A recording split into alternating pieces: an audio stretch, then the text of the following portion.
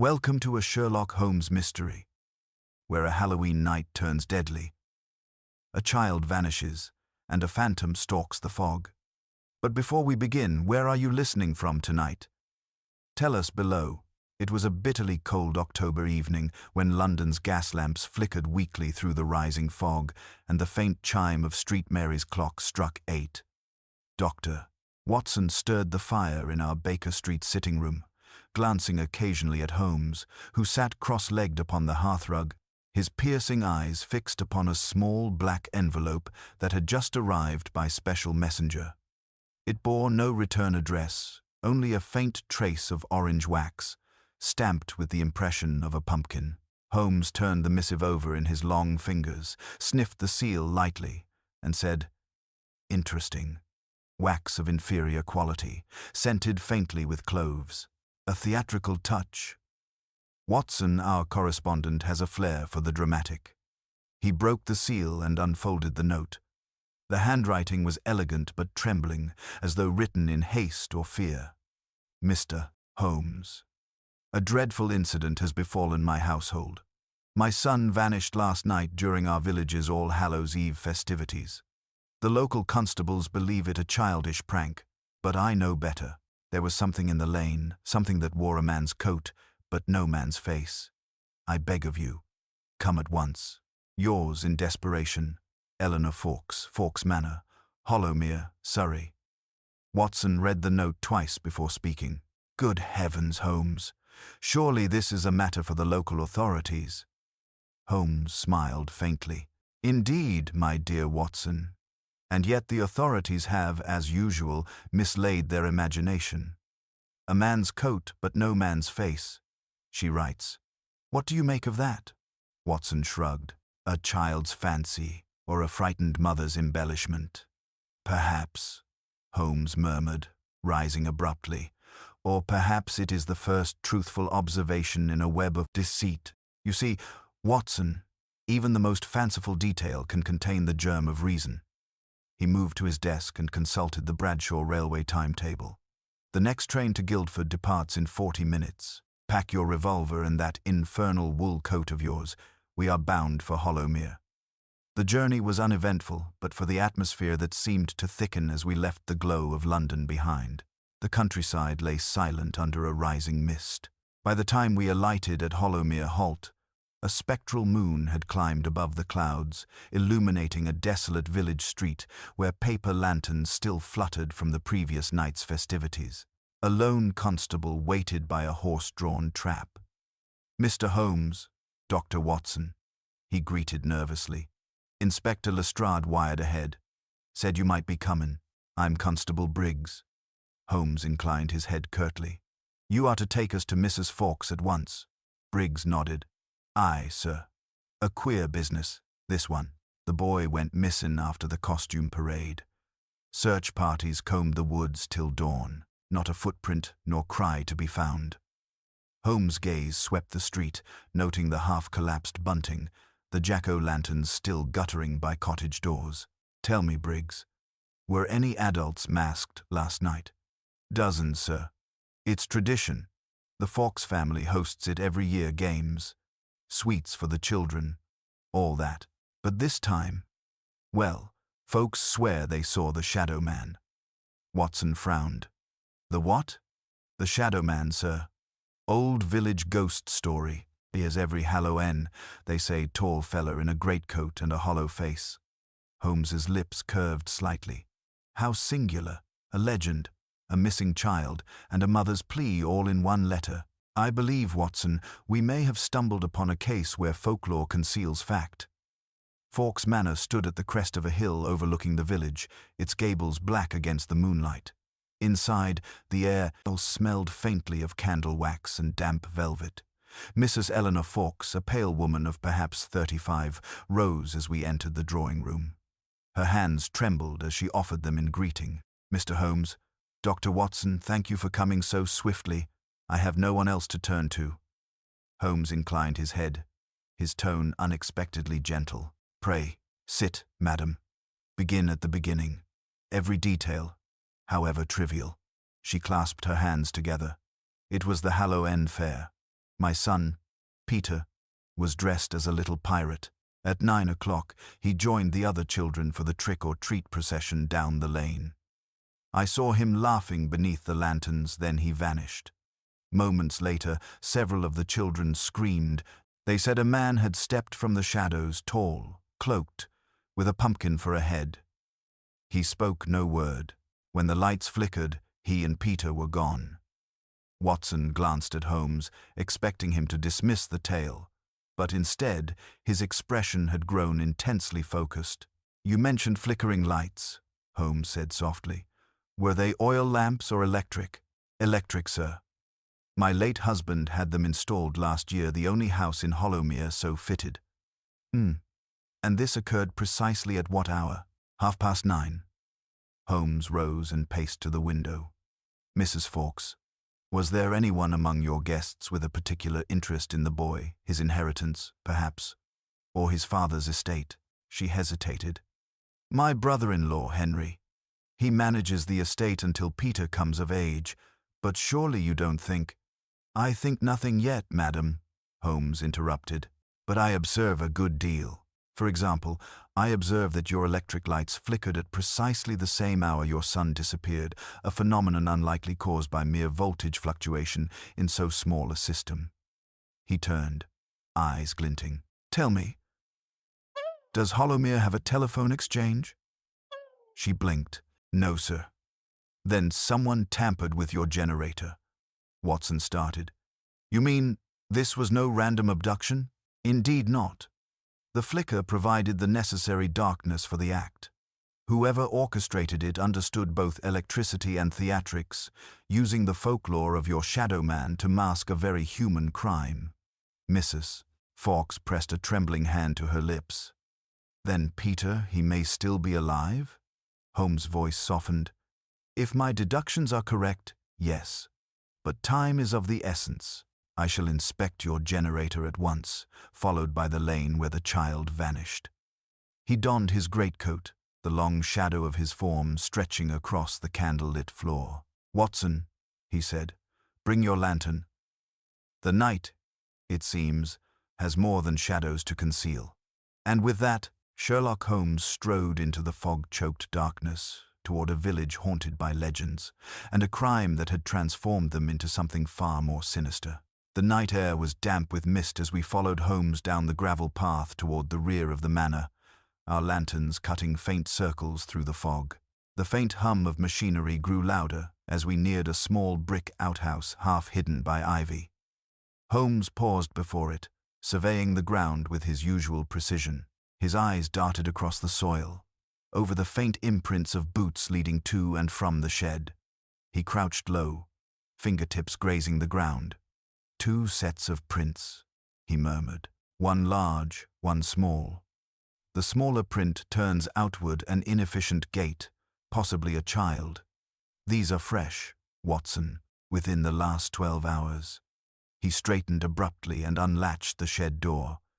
Inside, the single electric generator thrummed quietly.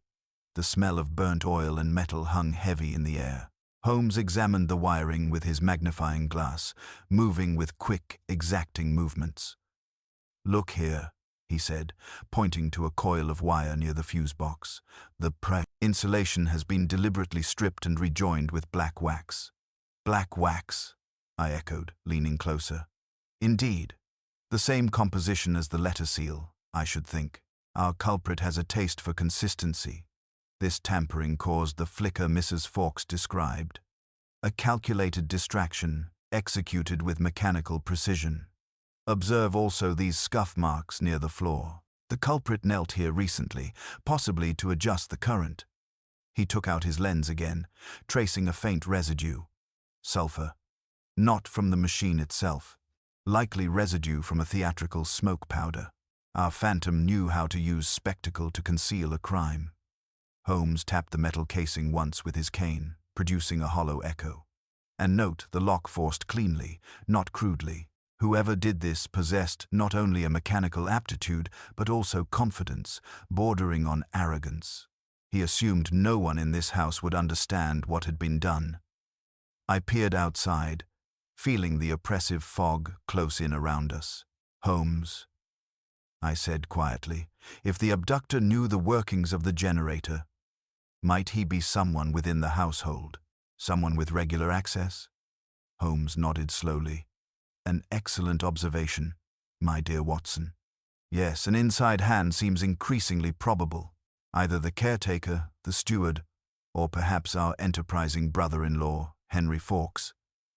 He manages the estate, does he not?" He snapped the lantern shut and turned sharply. "Come, I should like a word with him before the night grows older." Inside the manor, Henry Fawkes awaited us in the drawing room. He was a man of about 40, with thinning hair and an expression of mild irritation that barely masked unease. Holmes wasted no time with pleasantries. "Mr. Fawkes," he began smoothly, "I should be grateful if you would tell me who maintains your electric system." "I do, Mr. Holmes," he replied, his tone defensive. "My late brother left me in charge of all household operations. The generator was my idea. I check it weekly." Holmes inclined his head slightly. "So you are familiar with its design? Then you will no doubt be aware that someone tampered with it yesterday evening, cut and rewired it using wax identical to that upon your sister-in-law's letter." Henry's face paled. "That's absurd." "Why should anyone?" Holmes interrupted him gently. "That, sir, is precisely what I intend to discover. You see, the tampering coincides exactly with the moment your nephew vanished. Now, either an intruder performed this with remarkable skill and knowledge of your private electrical setup, or someone within these walls did." Henry's jaw tightened. "You accuse me?" Holmes gave a thin smile. "I accuse no one, Mr. Fawkes. I simply observe, and what I observe is a pattern of behavior consistent with a staged abduction, carefully planned, theatrically executed, and conducted under cover of legend. The Shadow Man, I believe, is no ghost, but a man of flesh and motive." Eleanor Fawkes, who had entered quietly, gasped at the words. "Then my brother-in-law?" Holmes raised a hand. "No assumptions, madam. Only evidence will speak. For now, I require two things. First, the boy's costume. Second, the lanterns used during the parade." Henry hesitated. "The costume? Why?" "Because, Mr. Fawkes," Holmes replied, "a clever criminal knows that every disguise reveals more than it conceals. And in matters such as these, even a thread of cotton may bind a man to guilt." We adjourned to the child's room. The pirate costume lay neatly folded across the bed. Holmes examined it under the lamplight, his fingers moving delicately along the seams. "Watson, observe the faint powder along the collar. The same sulphurous trace found near the generator. The boy was near the shed shortly before his disappearance, or at least near someone who had been." He stood abruptly, eyes gleaming. "Watson, our phantom is not done with his trick.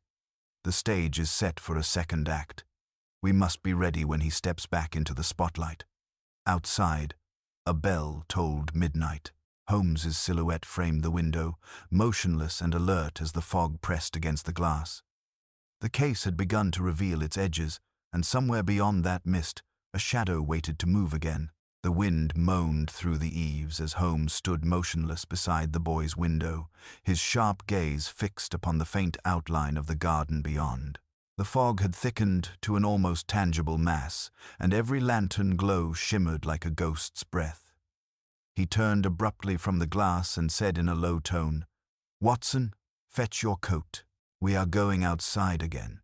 There is something here that does not align with human error. It reeks of design."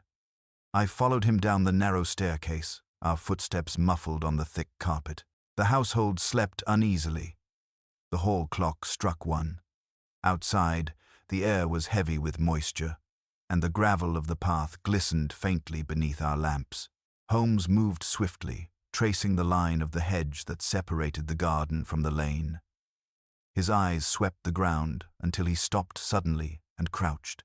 "Here," he whispered. "Do you see the impressions?" I bent beside him. The soil bore a series of shallow prints, small, uncertain steps leading toward the hedge, followed by a deeper, larger indentation. "The boy's boots," Holmes murmured. "And beside them an adult, likely a man, judging by the stride. But notice, Watson, how the heavier prints appear only after the boy's. The child walked first. The man followed, not the reverse." A chill passed through me. "Then the man was stalking him?" Holmes nodded. "Exactly. And here observe how the trail ends." He pointed to a patch where the earth was scuffed violently, as though there had been a brief struggle. The tracks then vanished into the thicket. Holmes rose, pushing aside the wet leaves, and we found ourselves at the edge of a narrow service path leading to the orchard. "It continues," he said softly, "and see there the remnants of wax drippings upon the soil. Black, again. Our phantom leaves his signature." We advanced carefully, the orchard looming like a dream of twisted shapes. Holmes halted once more near a wooden gate and examined the latch. "Forced, but from the inside," he muttered. "Someone returned through here after the act, closing it to mislead pursuit. It grows clearer, Watson. The abductor used the darkness and the confusion to escape into the woods unseen, likely with the child rendered unconscious. What remains uncertain is why." I was about to speak when a faint metallic clink echoed from somewhere ahead. Holmes raised a hand for silence. The sound came again, soft, rhythmic, deliberate. We moved closer until the trees parted to reveal a small clearing, half lit by the dying glow of a lantern hanging from a low branch. At its base lay a length of copper wire and an empty theatrical smoke canister. Holmes's face hardened. "So," he murmured, "our ghost has a workshop." He knelt, examining the debris. "These canisters, Watson, are used in stage illusion, producing thick smoke for quick disappearances. And this wire, coiled precisely, belongs to the same gauge as that on the generator. Whoever planned this staged not an abduction of impulse, but a performance. The props, the timing, the lighting all rehearsed." He looked up sharply. The shadow man was no phantom. He was an actor upon his own stage. A rustle behind us made me spin, revolver drawn, but only a fox darted through the brush. Holmes, unperturbed, pocketed a fragment of the wire. "We shall keep this," he said. "It will tell us where to look next. Come, the night yields enough for one venture. The remainder will reveal itself in daylight." We returned to the manor in silence, the first hints of dawn paling the mist. In the hallway, Mrs. Fawkes awaited us, still dressed from the night before, her eyes red from sleeplessness. Holmes removed his hat and spoke gently. "Madam, your son's trail extends beyond the orchard, but there are reasons to hope. The abductor left clues too precise to belong to a killer. This was a calculated theft, not of life, but of leverage." "Leverage?" she repeated weakly. "Yes," Holmes said, pacing slowly. "Your late husband's estate, I presume, is considerable. The boy is heir, and you, his guardian, hold control until his majority. Should he disappear, that control passes temporarily to the estate manager, your brother-in-law." Her lips parted in a silent gasp. "You believe Henry?" "I believe Henry is aware of more than he admits," Holmes replied. "But whether he is architect or pawn remains uncertain. I intend to find out by morning. Until then, madam, lock your doors and trust no one." As we climbed the stairs toward our chambers, I could not shake the feeling that unseen eyes followed us from the darkness. Holmes stopped midway and glanced over his shoulder. "Watson," he murmured, "our adversary is clever enough to move unseen. But clever men often forget the smallest oversight can unravel the grandest illusion. Tomorrow, the curtain will rise. And, somewhere beyond the mist-shrouded orchard, the faint echo of that metallic clink returned, as if mocking his words. The shadow man was still out there, and he was listening. Dawn broke slowly over Hollowmere, the fog thinning into pale ribbons as the first rays of sunlight touched the fields.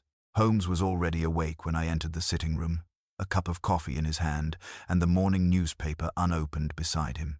He had placed the fragment of copper wire and the black wax residue upon the table, arranging them with almost surgical precision. His eyes were bright, his expression sharpened by thought. "Watson," he said without looking up, "you recall the smell near the generator last night? Burnt oil mingled with cloves and sulfur?" "Indeed," I replied, taking a seat opposite him. "You said it resembled theatrical smoke." "Precisely. I have been considering where one might obtain such canisters in a village as small as Hollowmere. There is but one answer: the local fairground. The troupe that visited last week performed conjuring acts in the square. I suspect our phantom borrowed more than inspiration from them." Before I could reply, a knock came at the door. Mrs. Fawkes entered, pale and trembling. "Mr. Holmes," she began, clutching a letter. "This arrived an hour ago. The handwriting, it is the same as before." Holmes took the envelope delicately.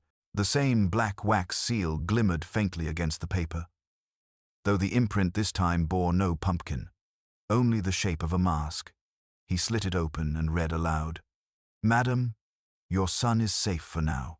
Do not involve the police further, nor seek assistance from London. When the church bell tolls thrice at dusk, place £5,000 in unmarked notes inside the hollow of the old elm on Fawkes Hill. Any deviation will mean the boy is lost forever." The shadow, Mrs. Fawkes, sank into a chair, her composure breaking. "Money. It's ransom, then?" Holmes' eyes narrowed. "Not merely ransom, madam, extortion under the guise of folklore. The villain has chosen his mask wisely. Fear is his ally. Yet the letter provides us with something invaluable. A schedule." I leaned forward. "You mean to say we shall set a trap?" Holmes gave a faint smile. "Exactly so. But before that, we must examine this elm. A criminal, confident enough to dictate terms from such proximity, must know the terrain intimately. He is either local or pretending to be." Within the hour, we were trudging up the hill, the morning mist still clinging to the grass. The old elm stood apart, its vast trunk hollowed by age and time. Holmes circled it slowly, running his hand along the bark. "Note the fresh cuts here," he said. "Someone has already tested the cavity's depth recently, perhaps last night. And here, Watson, the soil is disturbed. A boot print, size 9, with a nick on the left sole." "Surely the same man from the garden," I suggested. Holmes nodded. "The very same. But observe these prints are layered over older ones. The first, smaller, point inward. The second, outward." He returned after the act, perhaps to prepare this hollow for the next phase. He straightened, looking down toward the village below. "Our phantom moves in shadows, yes, but his footsteps betray rhythm, repetition, and planning. A man who orchestrates his illusion in scenes, which means, Watson, he will make an appearance tonight." We returned to the manor, where Inspector Lestrade had just arrived from Scotland Yard, summoned by telegram before dawn. He greeted Holmes with that mixture of respect and irritation which so often colored their collaborations. "So you're chasing a ghost again, eh, Holmes?" "Not a ghost. Lestrade, a dramatist. One who writes his crimes as carefully as a play, and like every playwright, he cannot resist a final act." Lestrade snorted. "I've posted men near the village gates and the woods. If your shadow appears, he'll not slip past us." Holmes merely smiled. "Ah, but he expects to be watched there. No, the true stage will be this hill, when the bell tolls thrice. I advise your men to keep out of sight until the cue." Lestrade grumbled something about theatrical nonsense, but agreed nonetheless. Holmes spent the rest of the day pacing the drawing room, his mind deep in calculation. Each hour seemed to stretch under the weight of anticipation. As twilight approached, he donned a dark cloak and checked his watch. "The game begins at 6, he murmured. "Our adversary will come dressed as a legend. Let us see if he leaves as a man." We reached the elm just as dusk fell. The church bell in the distance struck once, then twice its sound, carrying through the cool air. Holmes crouched beside the hollow, a parcel of false banknotes already placed within. The silence deepened. Then the third chime sounded, and from the fog below, a figure began to climb the hill. Tall, cloaked, and upon its shoulders, a carved pumpkin faintly glowing from within. Holmes's hand tightened on his cane. "Steady, Watson," he whispered. "The shadow makes his entrance." The figure advanced with deliberate slowness, its tall silhouette framed by the dying light of dusk. The hollow eyes of the pumpkin glowed an eerie orange, and each step crushed the fallen leaves with a sound that seemed unnaturally loud in the still air. Holmes stood half-shrouded behind the elm, his hand raised slightly, signaling me to remain still. I could feel the thrum of tension in the silence, broken only by the distant call of a crow and the faint rustle of the wind through the trees.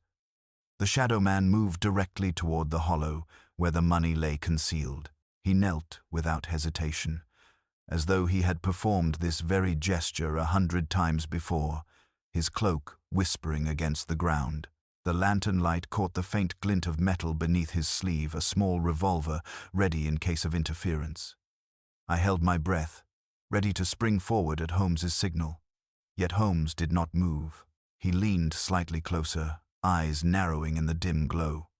Then, just as the man reached into the hollow, Holmes spoke quietly, but with that unmistakable edge of command. "That will do, Mr. Fawkes." The figure froze. A beat of silence followed, heavy as the air before a storm. Slowly, the pumpkin head turned, and then the man rose to his full height, tearing off the mask. Henry Fawkes's pale face appeared beneath it, drawn, sweating, and furious. "Holmes," he spat, his voice hoarse. "I should have known you'd meddle." Watson's revolver gleamed faintly in the light as I stepped forward. "You'll go no further, sir," I warned. But Holmes remained calm, almost detached. "Put down your weapon, Henry. You've gone quite far enough in this grotesque pantomime. Your little drama has reached its final act."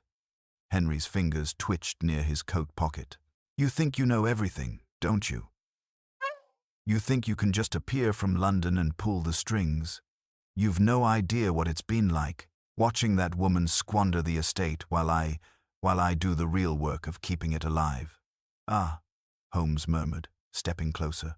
"So we come to motive, envy, resentment, and financial desperation. But tell me, Henry, where is the boy?" Henry's expression faltered for the briefest moment. Then his jaw tightened. "Safe. For now. I didn't mean to harm him. I only needed her to listen to hand over what rightfully belongs to me." Holmes sighed, his tone more weary than accusatory. "And so you turned a family tragedy into a stage illusion. You faked an abduction, harnessing the village's superstition. A brilliant, if heartless, strategy. Yet one fatal flaw betrayed you, the sulphurous residue from your own smoke canisters, the same you used for last year's fireworks display at the Harvest Festival. You see, my dear fellow, even in deceit a man cannot shed his habits." Henry took a step backward, the revolver now visible in his trembling hand. "I never meant it to go this far. I just needed the money just until I could set things right." Holmes's eyes grew steely. "You abducted a child, your own nephew, and terrorized his mother under the guise of a phantom. Whatever your intentions, your methods were vile." Before I could move, Henry spun and darted toward the slope, his cloak billowing. Holmes shouted, "Watson, this way!" Darkened hill, our boots slipping in the damp grass. Henry crashed through the hedge at the bottom and vanished into the orchard. The fog had begun to roll in again, swirling around the trees, thickening with every step. Somewhere ahead, branches cracked, followed by the cry of an owl disturbed from its perch. We pushed on, breath clouding the cold air, until the faint beam of a lantern glimmered through the mist. Holmes raised a hand for silence. From beyond the trees came a sound, a soft whimper, frightened and small. The boy. We found him moments later, bound to a wooden post beside an old tool shed. His pirate hat lay in the dirt. Henry stood nearby, struggling with the knot of his cloak, as though preparing another disguise. Holmes moved like lightning, striking the revolver from his grasp with the head of his cane. The weapon fell into the mud. "It's over," Holmes said quietly, his voice carrying finality. "The illusion collapses, Mr. Fawkes. Every trick ends with the lights coming up." Henry fell to his knees, burying his face in his hands. "I didn't want to hurt him. I swear it." Holmes knelt beside the boy, gently untying the ropes. "And yet," he said softly, "you nearly did. When a man toys with shadows, he should not be surprised when they turn upon him." As we led the sobbing child back toward the manor, the church bell tolled once more, its hollow sound drifting through the fog, like a benediction and a warning. Holmes walked ahead, his coat whipping behind him, his face unreadable. The shadow man had been unmasked, yet I sensed that the great detective's mind was not at rest. There was something more, some unfinished note in the melody of the crime that had yet to play its final chord. The child's cries had subsided into faint hiccups by the time we returned to the manor. Mrs. Fawkes rushed forward, gathering her son into her arms with a sound that was half sob, half relief. The firelight trembled across the drawing-room walls, and even Lestrade's usual brusque confidence had given way to a solemn quiet. Henry Fawkes sat slumped in an armchair, his wrists bound, his expression hollow. Holmes stood before him, one hand resting on the mantelpiece, his profile lit in stark contrast by the glow of the flames. "You played your part too well, Henry," Holmes said quietly.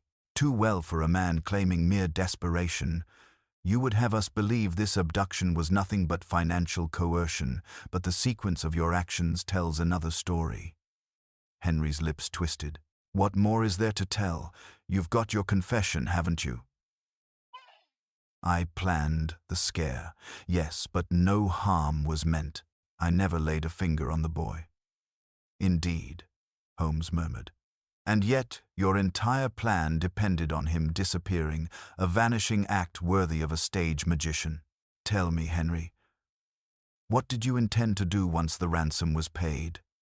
"Release him, no doubt, but where?" I would have sent a note, told her where to find him." Holmes turned sharply, his eyes gleaming. "A note?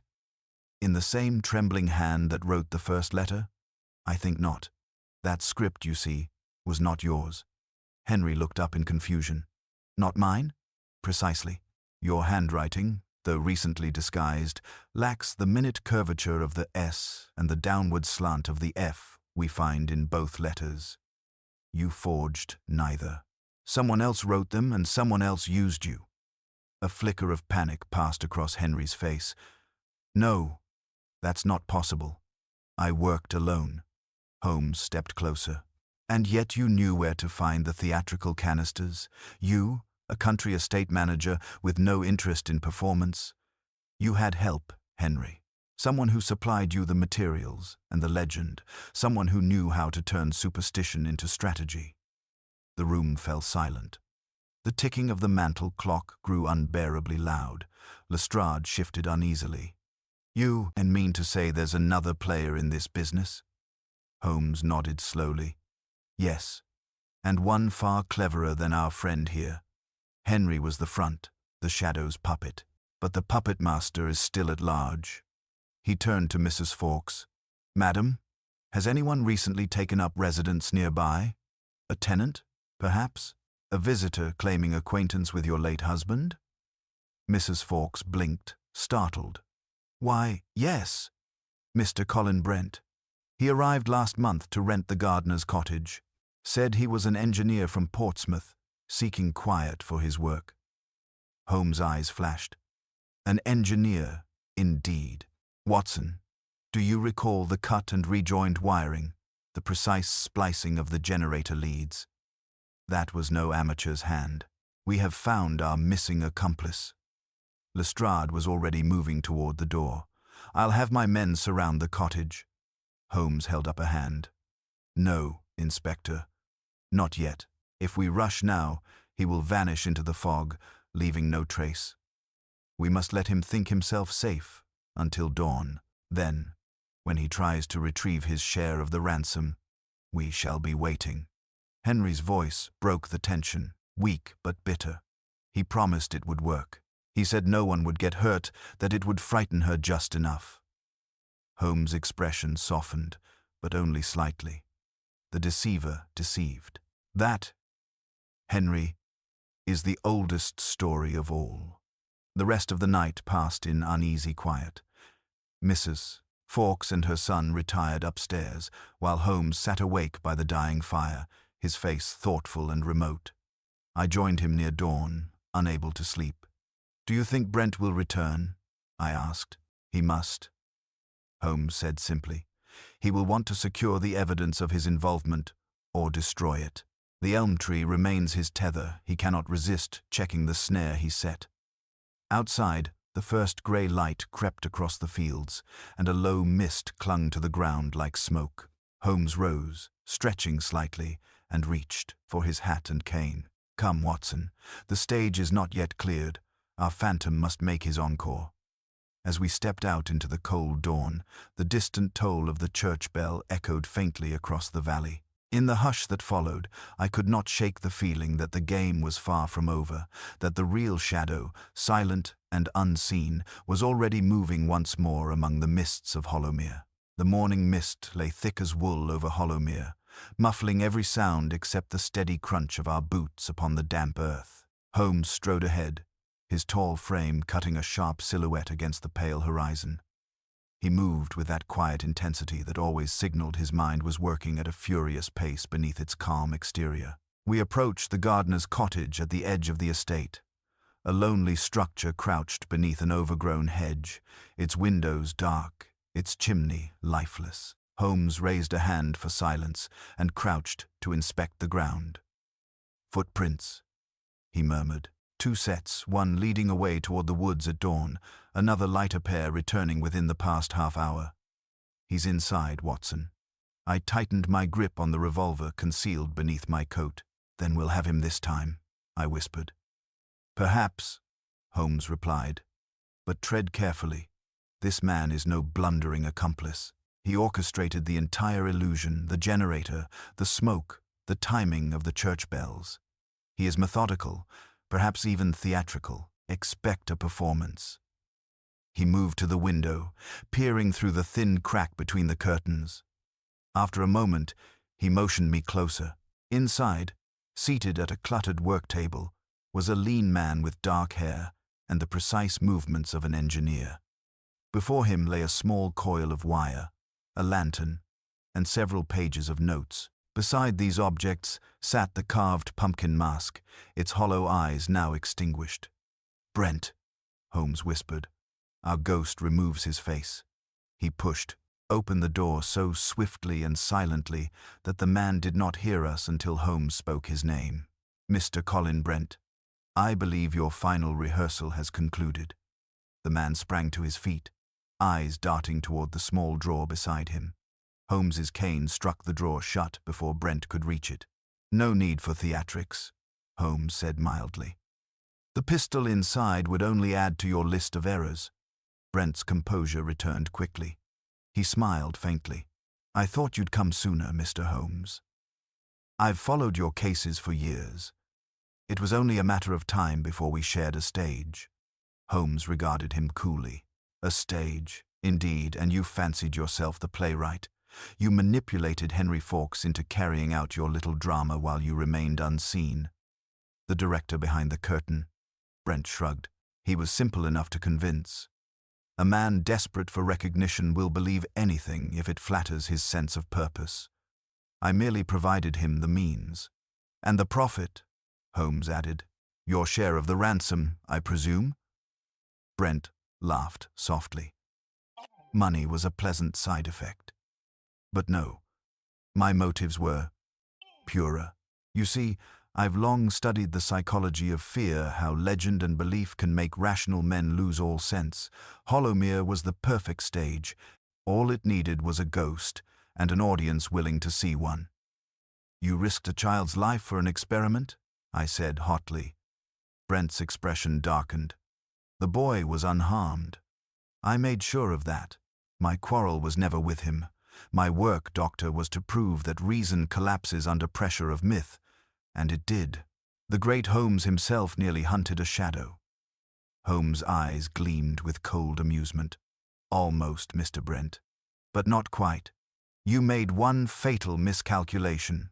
Oh? You assumed that because I pursue reason, I lack imagination. But it is imagination that distinguishes observation from mere seeing. You left traces. No rational ghost would leave the scent of clove oil, the mechanical rhythm of your device, the perfect timing of your cues. Only a man trained in precision could craft such chaos, and that, Mr. Brent, was your undoing. Brent's smile faded. You have no proof. Holmes gestured toward the table. On the contrary, your notes, your materials, your correspondence with Henry, all quite damning. I'm certain Inspector Lestrade will find them most enlightening. At the mention of the name, Brent lunged suddenly toward the window. Holmes anticipated the move, striking him across the forearm with his cane. Brent stumbled, and I stepped forward to restrain him. He struggled for a moment before realizing resistance was useless. Holmes regarded him with a curious mix of pity and disdain. You wish to test the limits of fear, Mr. Brent. Consider your own predicament. The legend you built now claims you.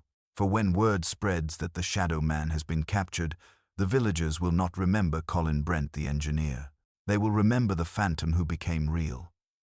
Lestrade arrived moments later with his men, and Brent was led away in silence.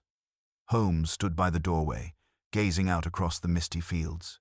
You see, Watson, he said softly, the most dangerous masks are not those worn to conceal a face, but those worn to reveal a man's true nature. As the constables' voices faded into the distance, the fog thickened once more, swallowing their footsteps.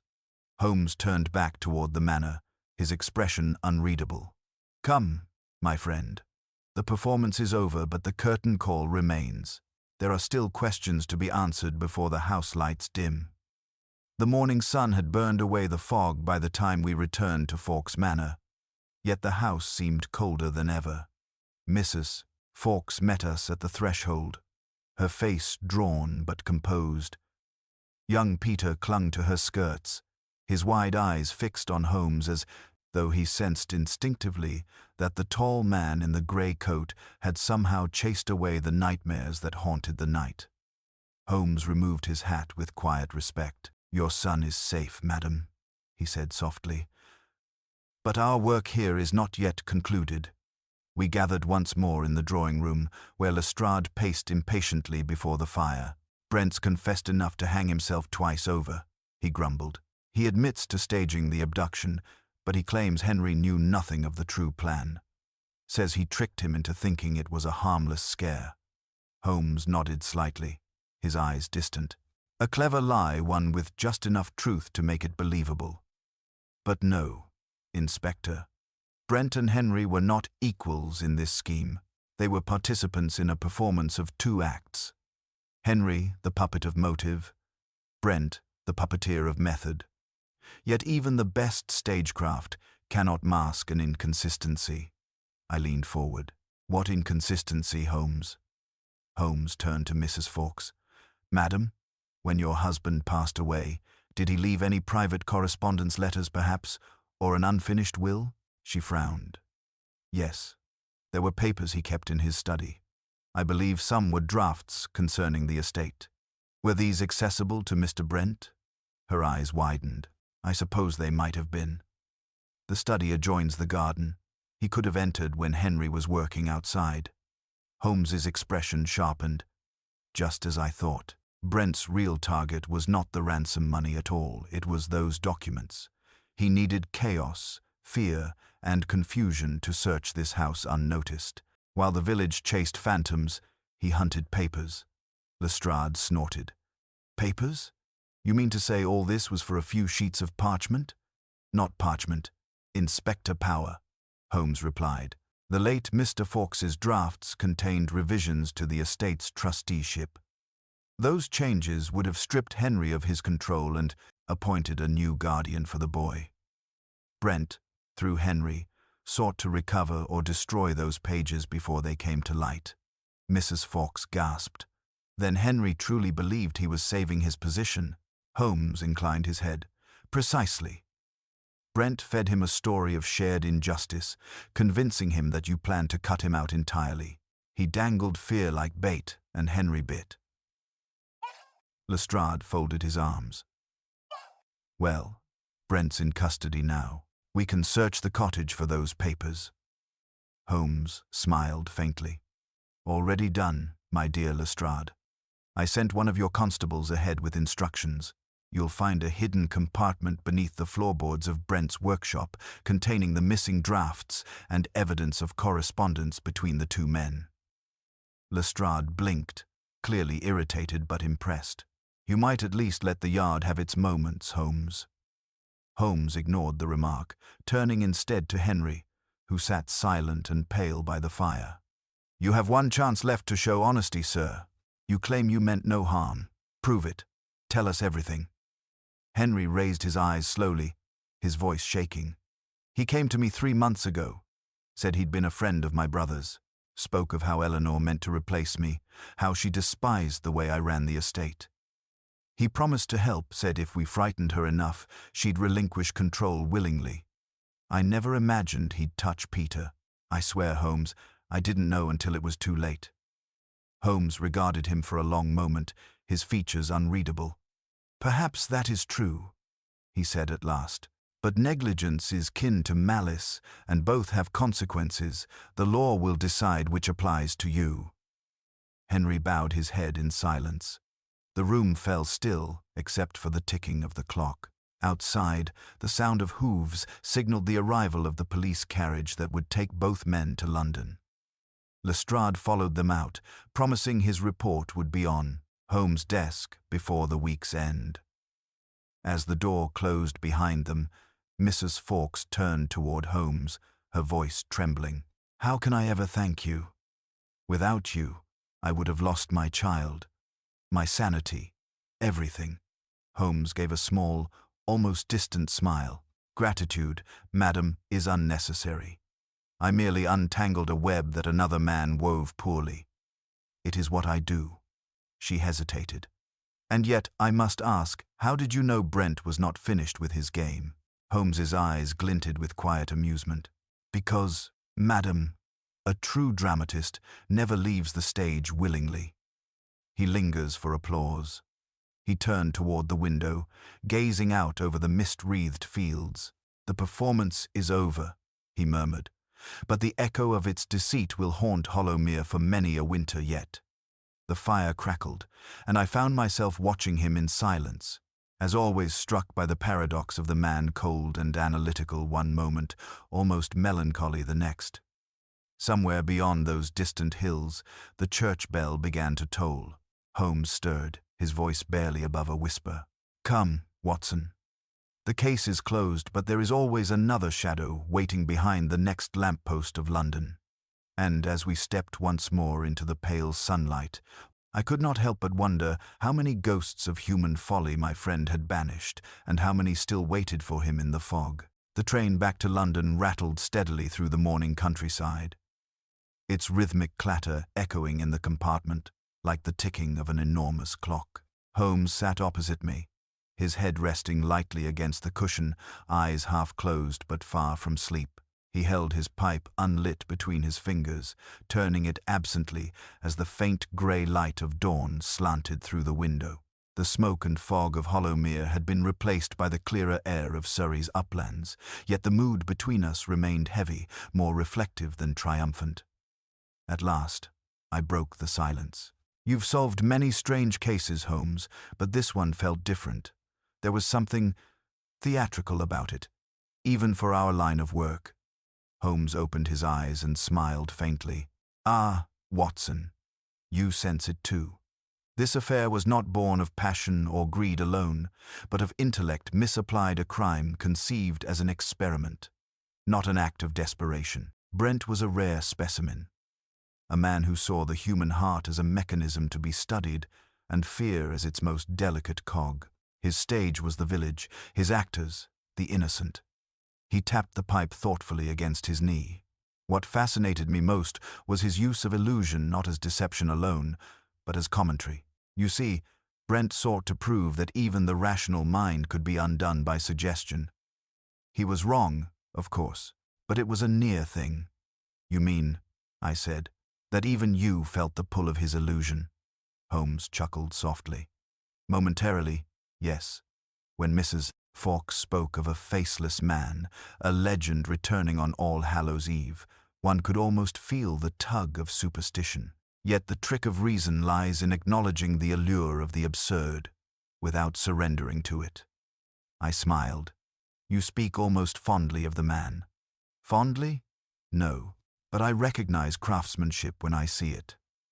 He understood how to build suspense, how to turn coincidence into narrative.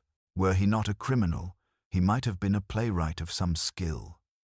The countryside blurred past us, the hedgerows dissolving into streaks of green and gold. Holmes grew quiet again, his gaze fixed beyond the glass. After some time, he said softly, "There is, however, one element that remains unsatisfactory." I looked up sharply. "Unsatisfactory?" I thought the case closed. "Closed, yes, but not complete. We know Brent manipulated Henry.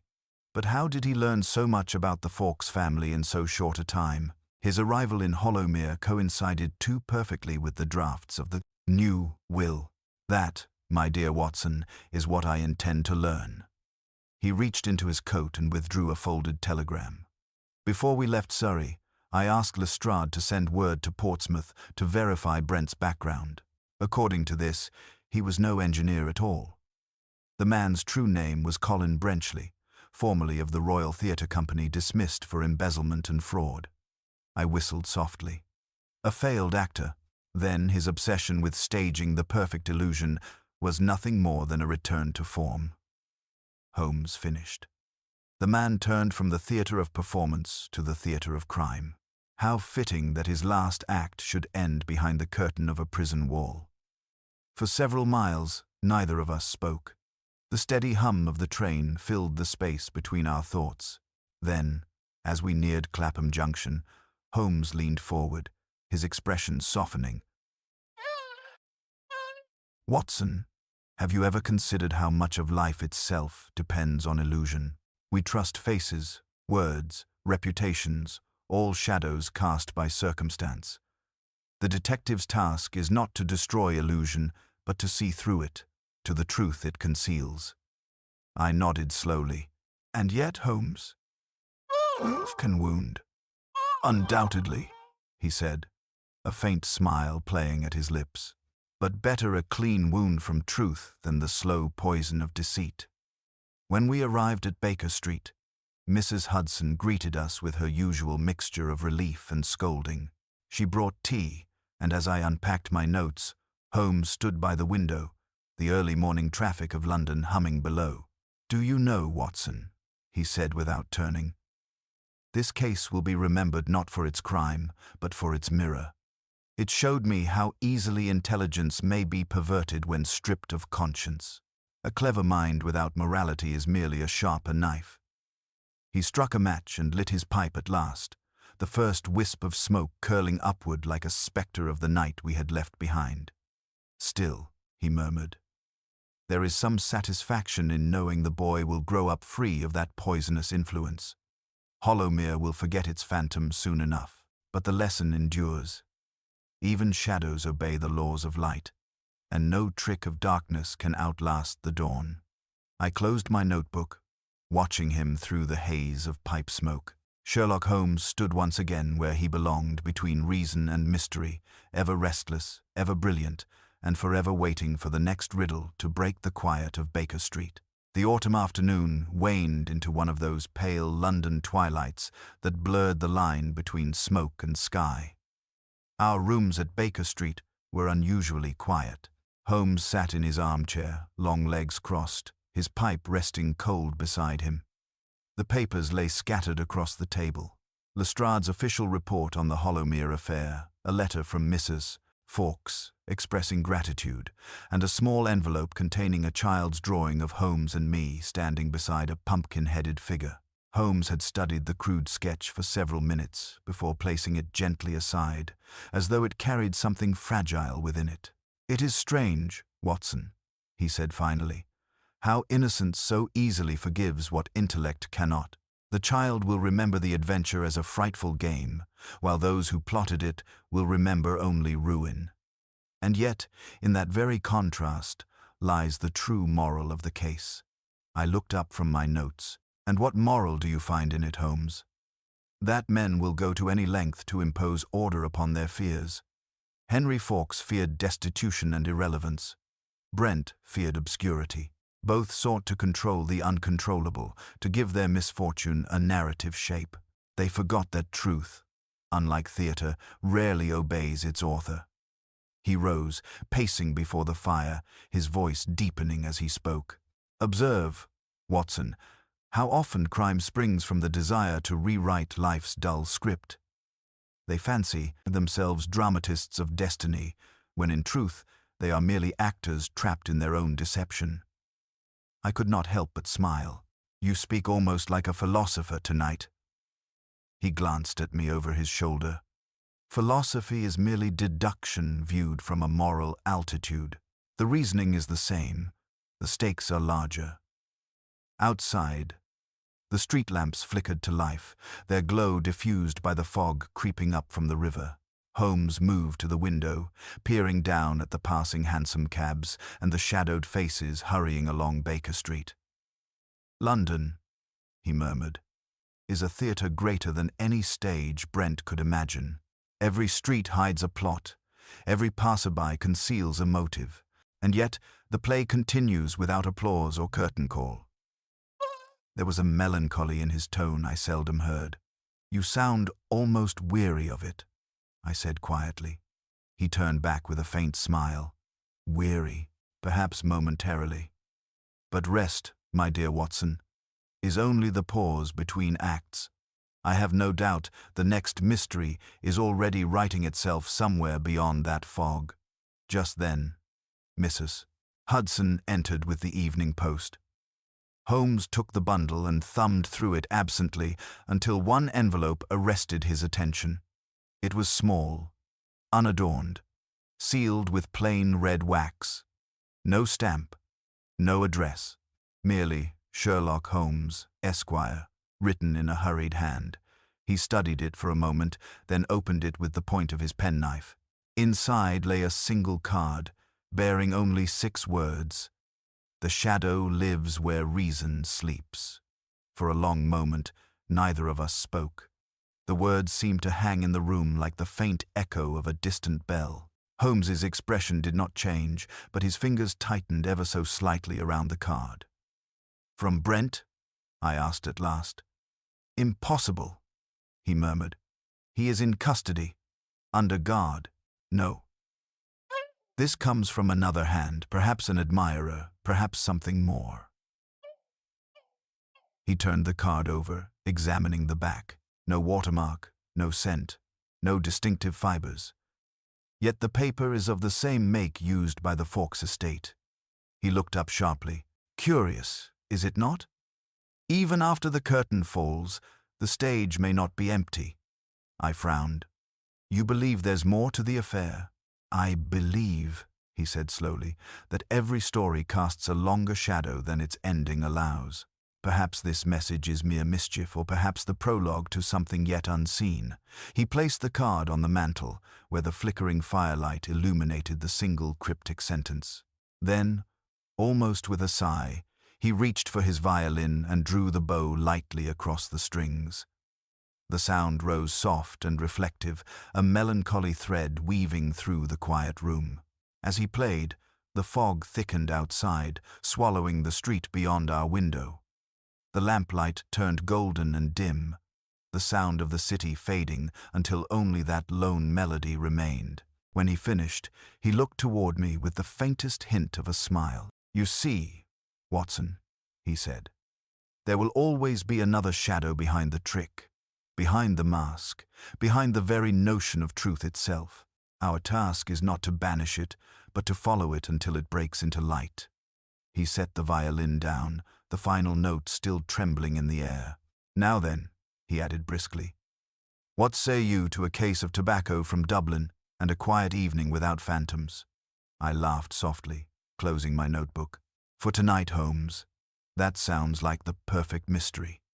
And so we sat together as the fire burned low, the fog pressing gently against the glass, and the city's endless murmurs drifted through the night, while above the mantel, the small card remained, its words a whisper from the darkness beyond Baker Street.